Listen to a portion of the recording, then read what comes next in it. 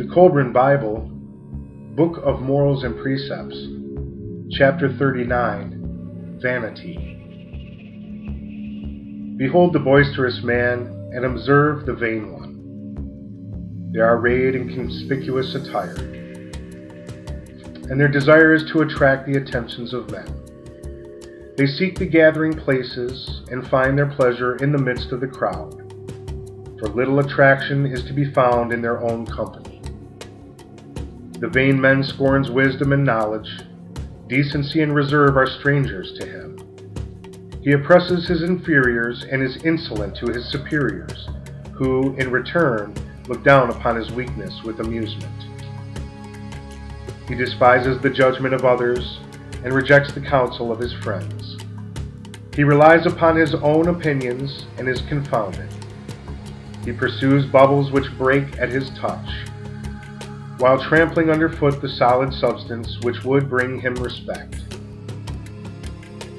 His imagination exalts his stature, but it is a magnified shadow without substance, a thing visible to none but himself. He delights in the adulation of others. He cares not for the welfare of any but himself. He whom the multitude praises and acclaims, what is he but the mirror of its vanity and the froth of the surface of its weaknesses? The multitude is fickle and unstable, and the mob a collection of fools. The wise man, and the real man do not degrade themselves for such as these. Behold the vain man.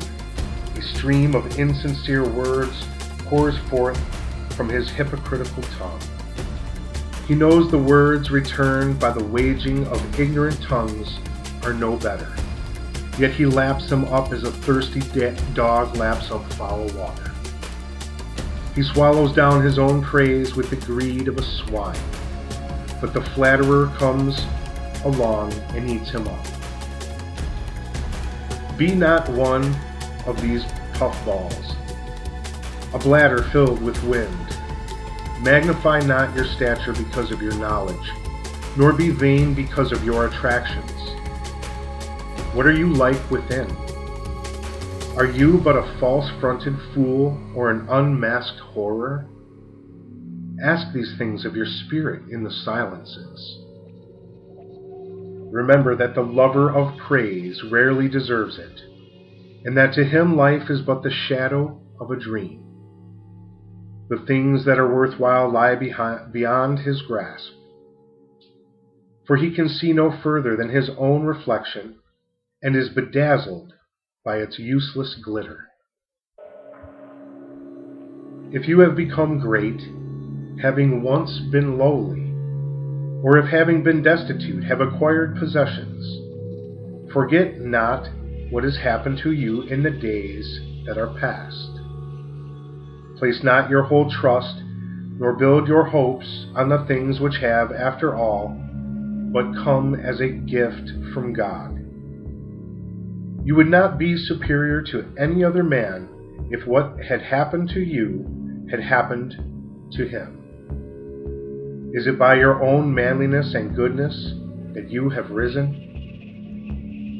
Carry yourself according to your present estate, and in higher positions you will carry yourself with befitting dignity.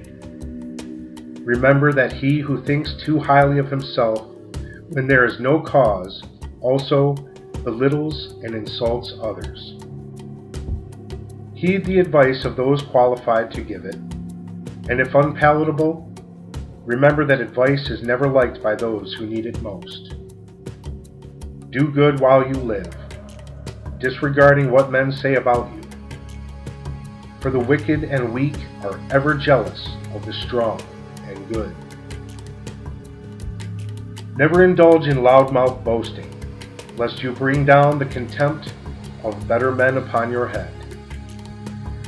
Never belittle the deeds of another, for it makes known your own inferiority. Vanity deceives none but the vain, like a bladder filled with air. They collapse at the prick of ridicule. The vain man is blind to his own failings, and thus others see them more clearly.